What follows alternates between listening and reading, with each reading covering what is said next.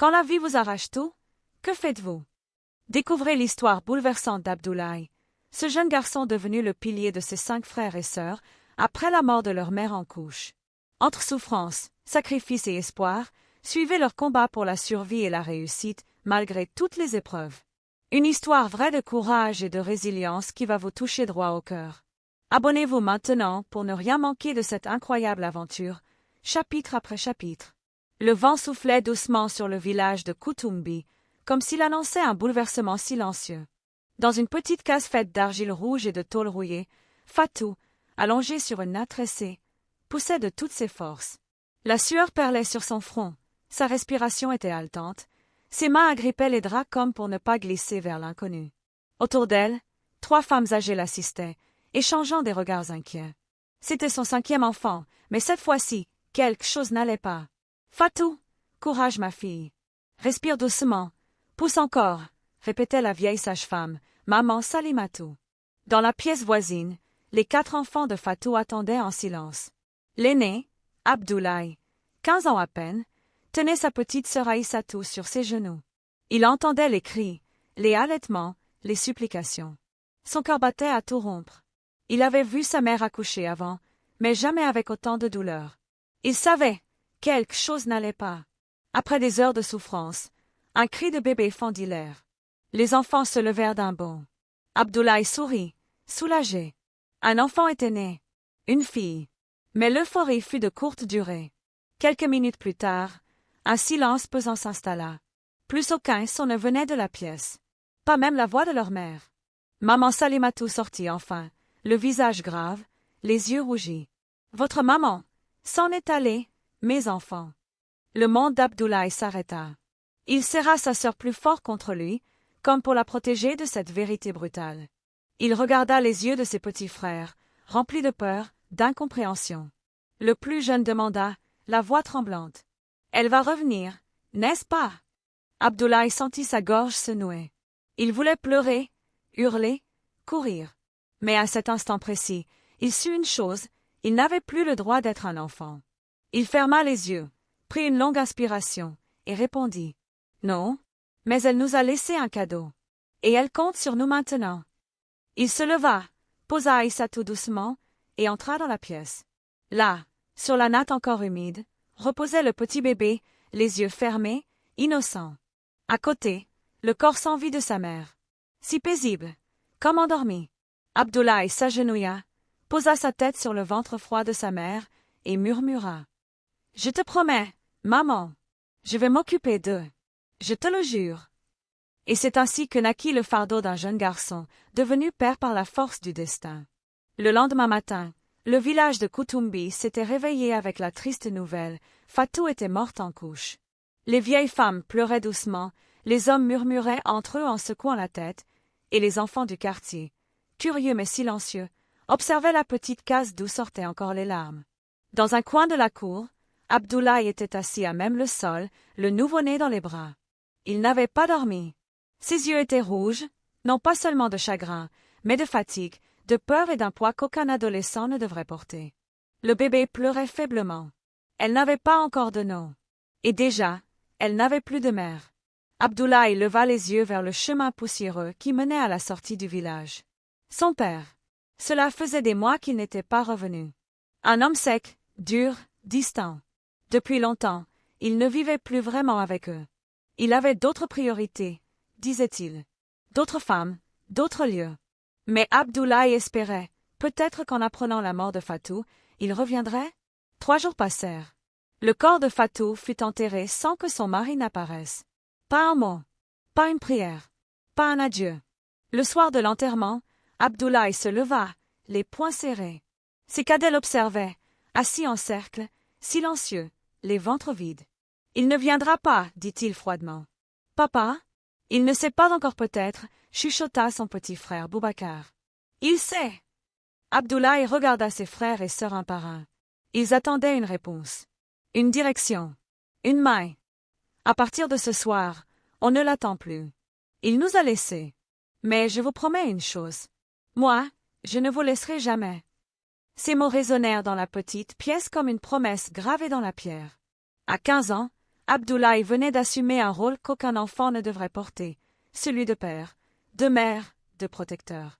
Et pourtant, dans ce regard durci par la douleur, brillait une force que même la misère ne pouvait éteindre. La nuit était tombée sur Koutoumbi, lourde et silencieuse. Les grillons chantaient, les chiens hurlaient au loin, et dans la petite case désormais sans mère, le silence était un fardeau plus lourd que la faim. Abdoulaye avait installé les plus petits sur la natte, Boubacar, 10 ans, Aïssatou, 8 ans, Salif, 6 ans. Le bébé, toujours sans nom, dormait dans un morceau de tissu accroché entre 2 chaises, comme un berceau de fortune. Elle était si fragile, si silencieuse, presque absente. Les enfants, malgré la peur, s'étaient endormis les uns contre les autres. Seul Abdoulaye veillait. Il était assis près du feu éteint, les jambes repliées contre sa poitrine, le menton posé sur ses genoux. Il avait tenu bon durant l'enterrement. Il avait été fort quand les gens du village lui disaient « Tu es courageux, mon fils. Sois fort, maintenant c'est toi l'homme de la maison. » Mais maintenant que tout le monde était parti, que les pleurs s'étaient tus, il n'était plus que ce qu'il était vraiment, un enfant brisé. Il jeta un regard à la natte vide où dormait autrefois sa mère. Là, exactement là, elle chantait pour endormir Aïssatou. Là, elle le regardait chaque soir en lui caressant les cheveux. Les larmes, jusqu'ici contenues, coulèrent sans un bruit. Il les essuya du revers de la main, comme si pleurer était un crime. Mais ce soir-là, il ne pouvait plus faire semblant. Il étouffa un sanglot, mit sa tête entre ses bras, et pleura. « Maman, pourquoi tu es partie? Tu avais promis de ne jamais nous laisser. » Il sanglotait comme un enfant, parce qu'il en était encore un. Un enfant trop vite arraché à l'innocence, à l'insouciance. Il pleura jusqu'à ce que ses paupières se ferment toutes seules, épuisées. Le lendemain matin, il se réveilla au bruit du bébé qui pleurait. Automatiquement, il se leva, la prit dans ses bras, la berça maladroitement, et lui murmura « Ne pleure pas. Tu n'as plus de maman, mais tu as moi. » Il ne le savait pas encore, mais à cet instant précis, Abdoulaye venait de naître une deuxième fois. Pas comme un enfant, mais comme un pilier. Les jours passèrent, puis les semaines. Et chaque jour ressemblait à un combat. Depuis la mort de leur mère, la vie dans la petite case de terre battue était devenue un enchaînement de privations. Le riz avait fini. Le sel aussi. Il n'y avait plus de savon, plus de lait, plus rien. Mais les enfants avaient encore leur dignité. Et un grand frère prêt à tout. Abdoulaye, désormais chef de la famille, faisait ce qu'il pouvait. Chaque matin, il se levait avant l'aube, posait un chiffon sur le dos de la petite pour la protéger du froid, et partait marcher dans le village, les yeux pleins de courage. Il allait frapper aux portes. « Bonjour, vous n'avez pas besoin d'aide? Je peux balayer, chercher de l'eau, couper du bois. » Certains lui donnaient quelques pièces, d'autres du maïs, parfois un morceau de savon usé. D'autres le chassaient comme un mendiant. « Toi encore, je t'ai déjà dit non. Va manger ailleurs. » Il supportait les humiliations, car à chaque gifle de la vie, il pensait au ventre vide qui l'attendait à la maison. Parfois, il rentrait sans rien. Alors il ramassait des feuilles d'arachide, les faisait bouillir avec un peu de sel emprunté à une voisine compatissante. Il servait ça dans une vieille calebasse et disait à ses frères « Mangez bien, c'est un plat de fête aujourd'hui. » Il savait que c'était faux, mais personne ne disait rien, parce qu'ils comprenaient, et parce qu'ils avaient confiance en lui. Les nuits étaient pires. Le toit, percé de plusieurs trous, laissait entrer la pluie. L'eau coulait le long des murs, trempant les couvertures. Abdoulaye plaçait les enfants dans un coin sec, posait ses habits sur eux pour les réchauffer, et restait lui-même debout, trempé, les bras croisés, grelottant. Un soir, Aïssatou lui demanda « Pourquoi tu dors jamais, grand frère ?»« Parce que je surveille les étoiles, pour qu'elles ne tombent pas sur vous, dit-il avec un sourire épuisé. Ils rirent un peu, puis s'endormirent. Mais lui, cette nuit encore, resta debout. Le froid mordait ses os. La faim creusait son ventre. Mais son amour pour eux le gardait debout. Le soleil frappait durement sur le toit en tôle de leur case. La chaleur était étouffante, et l'air semblait figé dans une poussière d'espoir étouffé. Ce matin-là, Abdoulaye regardait ses frères et sœurs jouer dehors. Boubacar courait pieds nus après un vieux pneu. Aïssatou chantait doucement à la petite dans son pagne, et Salif dessinait dans la terre avec un bout de bois. Il souriait encore, malgré tout. Mais lui, il ne souriait plus. Il avait passé la nuit à réfléchir. Demain, c'était la rentrée scolaire. Et pour la première fois de sa vie, il savait qu'il ne pourrait pas y aller. Il ouvrit le petit sac en toile où dormaient ses anciens cahiers. L'encre avait coulé, les pages étaient froissées, mais chaque mot inscrit dedans était une promesse qu'il s'était faite. Terminer l'école, devenir ingénieur, sortir sa famille de la misère. Il caressa les pages avec nostalgie, puis les referma. Il n'avait plus le choix. Il appela ses frères. « Je dois vous dire quelque chose. L'école recommence demain. Mais je n'irai pas avec vous. » Un silence lourd tomba sur la cour. « Pourquoi » demanda Salif en fronçant les sourcils. « Parce que quelqu'un doit aller chercher de quoi manger. »« Mais toi tu aimais l'école plus que tout » dit Aïssatou, les yeux brillants. Abdoulaye regarda ses cahiers, puis les petits visages devant lui. « Oui. Mais maintenant, je vous aime encore plus. » Il vendit ses vieux livres à un élève du quartier. Avec l'argent, il acheta du pain, du sucre et un peu de riz. Le lendemain matin, pendant que la cloche de l'école résonnait dans le village, Abdoulaye portait un seau d'eau sur la tête, allant livrer chez une vieille dame. Il croisa des enfants avec leurs sacs sur le dos, riant et courant.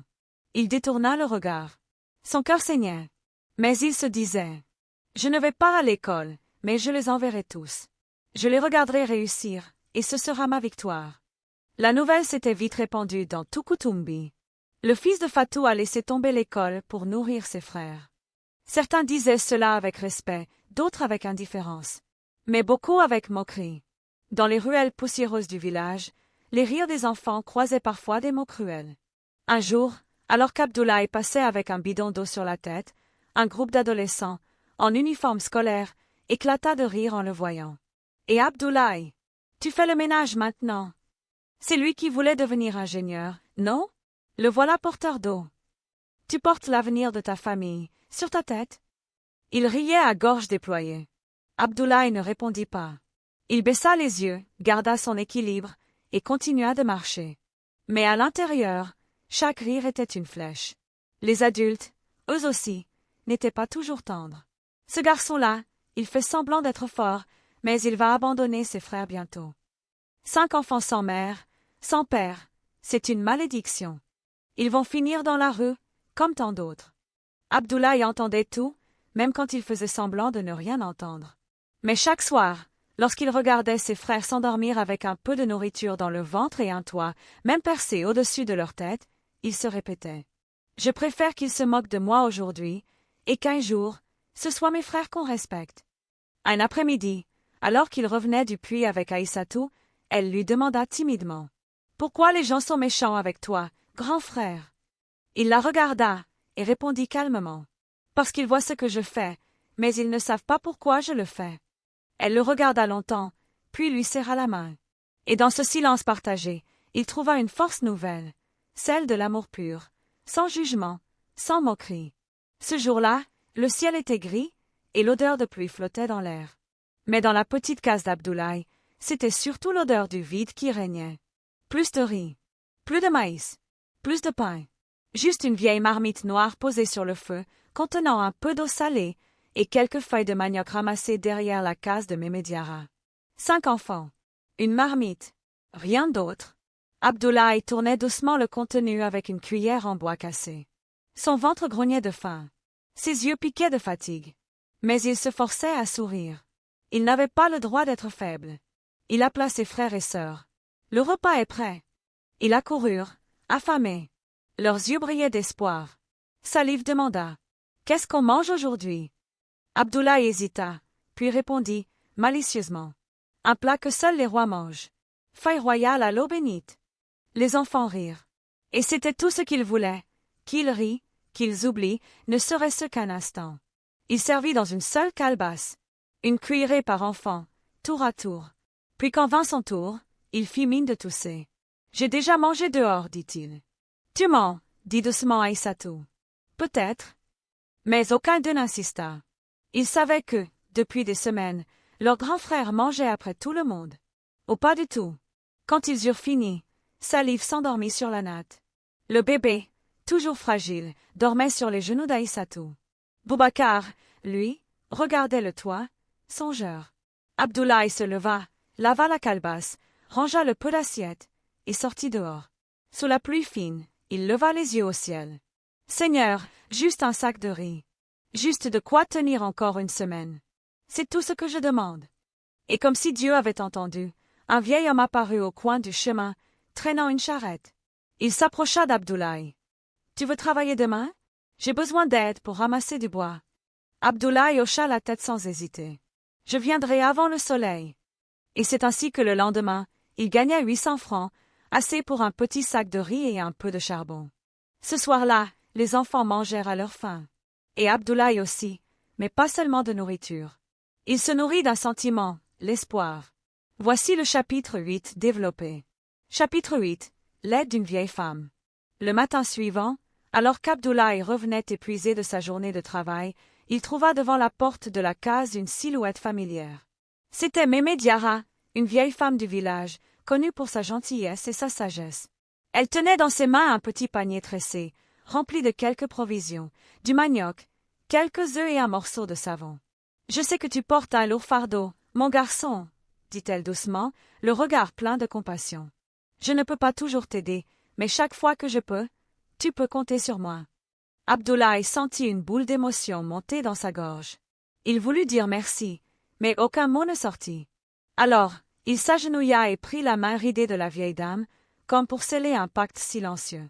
Ce petit geste fut une source d'espoir immense. Car dans ce village où les regards étaient souvent froids, où les jugements pleuvaient, Mémé Diarra était un phare dans la nuit. Elle leur rendit visite régulièrement. Parfois, elle venait avec des vêtements usés, parfois avec un repas chaud, parfois avec de simples paroles réconfortantes. Un jour, elle offrit à Abdoulaye un vieux cahier usé et un crayon, lui disant « N'oublie jamais, mon enfant, l'éducation est la lumière qui guide même dans les ténèbres. » Ces mots devinrent une bouée de sauvetage pour Abdoulaye. À chaque visite, il reprenait courage. Il n'était plus seul. Quelqu'un croyait en lui. Quelques semaines plus tard, une ombre plus lourde que la faim et le froid s'abattit sur la petite famille. Le bébé, Aïcha, était tombée gravement malade. Elle avait de la fièvre, refusait de manger et pleurait sans cesse. Ses petits bras frêles s'agitaient sans force et sa peau était brûlante au toucher. Abdoulaye sentait la panique monter en lui, mais il ne pouvait pas se permettre de perdre courage. Il courut chez Mémé Diarra. « Il faut de l'aide. Aïcha est très malade. » Mémé Diarra hocha la tête, inquiète. « Nous allons chercher le guérisseur du village. Mais il faudra de l'argent pour les médicaments. » Abdoulaye regarda ses poches vides. Il ne pouvait pas laisser mourir sa petite sœur. Sans perdre une seconde, il sortit et se mit à marcher d'un pas rapide vers le marché. Il proposa ses services, porter des sacs, nettoyer des étals, laver des vêtements. Chaque pièce gagnée, il la mettait précieusement dans sa main. Le jour tombait quand il arriva enfin avec un petit sachet, contenant les remèdes demandés par le guérisseur. De retour à la maison, il administra les médicaments à la petite avec soin, suivant à la lettre les instructions. Les jours suivants furent longs, remplis de nuits sans sommeil. Mais peu à peu, la fièvre baissa, les pleurs se firent plus doux, et la lumière revint dans les yeux d'Aïcha. Ce combat contre la maladie fut une épreuve terrible. Mais pour Abdoulaye, c'était un rappel cruel de sa responsabilité. Il jura, une fois encore, devant le berceau fragile. « Je ne vous laisserai jamais tomber. » Le printemps apporta avec lui un souffle nouveau. Après les jours sombres de la maladie d'Aïcha, la petite famille retrouvait un peu de lumière. Les sourires réapparurent, même si les soucis restaient. Grâce à l'aide précieuse de Mémé Diarra, les deux plus jeunes enfants purent enfin intégrer l'école primaire du village, qui offrait des places gratuites aux enfants dans le besoin. Abdoulaye ressentit une immense fierté en voyant Boubacar et Aïssatou en uniforme propre, leur sac sur le dos, prêts à apprendre. « Tu vois, grand frère, » dit Aïssatou en souriant, « on va apprendre pour que toi, tu puisses rester avec nous. » Cette phrase réchauffa le cœur d'Abdoulaye. Il voulait leur offrir un avenir meilleur, même s'il devait travailler encore plus dur. Mais l'école, aussi belle soit-elle, représentait un nouveau défi. Il fallait payer les fournitures, les uniformes, et parfois les frais d'inscription. Pour Abdoulaye, c'était une course contre le temps. Chaque franc gagné devait être dépensé à bon escient. Cette première réussite scolaire fut un premier rayon d'espoir, une lumière au bout du tunnel.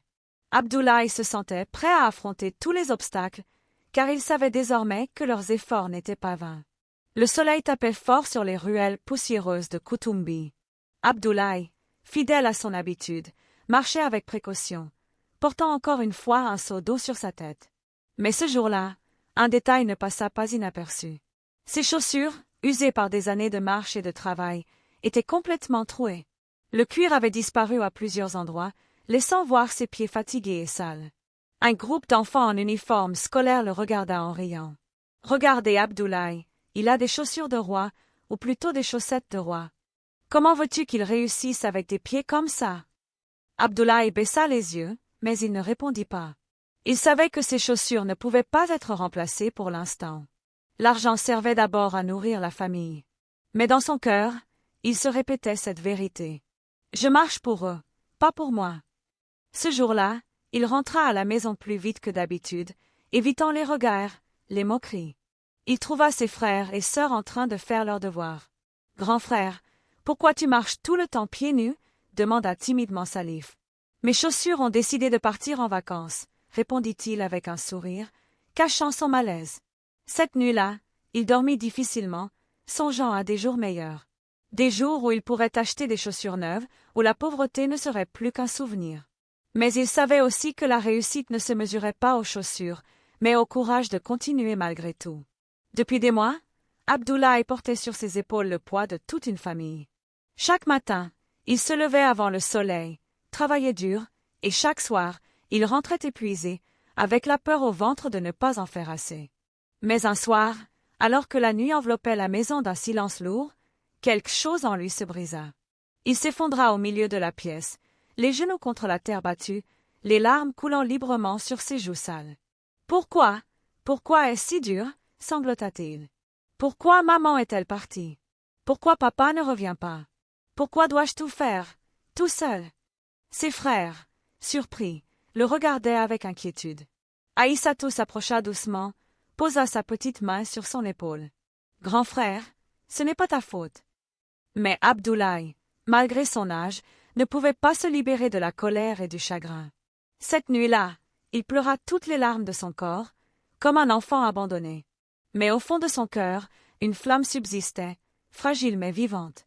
Le lendemain, il se releva, essuya ses larmes, et prit une décision. « Je ne peux pas abandonner. Je dois être plus fort. Pour eux. » Ce fut le tournant. Un moment de faiblesse qui, paradoxalement, lui donna la force de continuer. Un matin clair, Abdoulaye se rendit au petit cimetière du village, où reposait leur mère. Le soleil éclairait doucement la tombe fraîche, entourée de fleurs sauvages. Il s'agenouilla, posa ses mains sur la pierre froide, et murmura, la voix tremblante. « Maman, je te promets que je vais les élever, que je les mènerai loin, que je ferai de nous une famille dont tu serais fier. » Les souvenirs de sa mère lui revinrent en mémoire, ses sourires doux, ses conseils, ses chansons pour endormir les enfants. Une chaleur familière l'envahit. « Je n'ai pas le droit de faiblir, » continua-t-il, les yeux fixant l'horizon. « Pour vous, je serai fort. Toujours. » Le vent se leva, caressant doucement ses cheveux. C'était comme si la terre elle-même approuvait sa promesse. Ce jour-là, Abdoulaye sentit une force nouvelle l'envahir. Il n'était plus seul. La mémoire de leur mère devenait un guide, un phare dans la nuit. Il se releva, le cœur lourd mais plein d'espoir. « Pour eux, pour toi, maman, je marcherai jusqu'au bout du monde. » Les années passèrent, emportant avec elles la douleur des débuts, mais apportant aussi les fruits du travail acharné. Un après-midi ensoleillé, dans la cour poussiéreuse de l'école du village, une cérémonie avait lieu. Les enfants qui avaient réussi leurs examens étaient appelés un à un pour recevoir leur diplôme. Boubacar, le deuxième enfant d'Abdoulaye, était là, vêtu de son uniforme propre et tenant son certificat dans les mains tremblantes.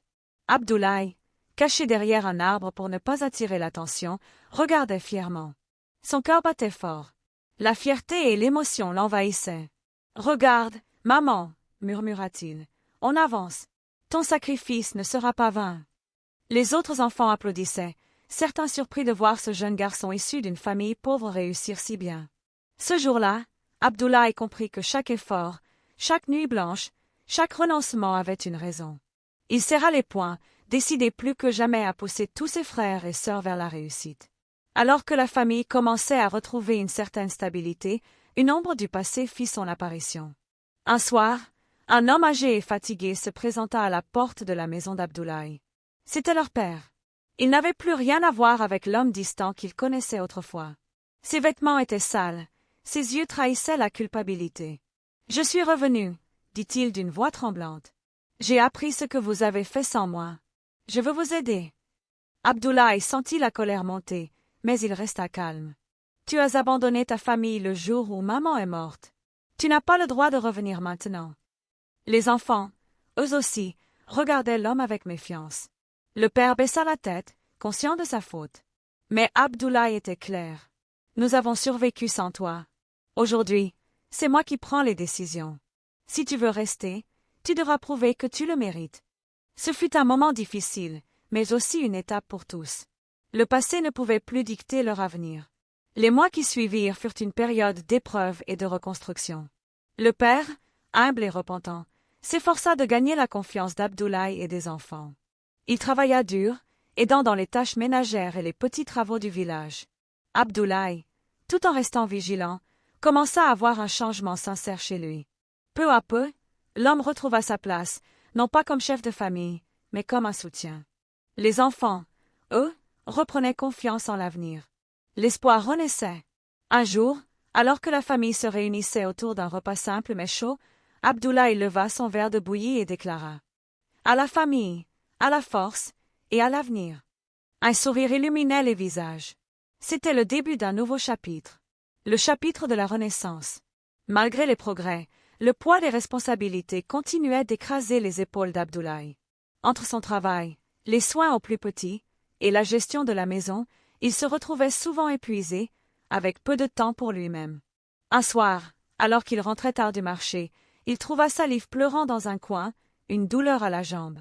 Sans hésiter, Abdoulaye l'emmena chez le guérisseur, utilisant ses dernières économies pour payer les soins. « Je ne peux pas faillir, » se répétait-il. « Il compte sur moi. » Mais au fond, il rêvait parfois de pouvoir redevenir un enfant, ne serait-ce qu'un instant.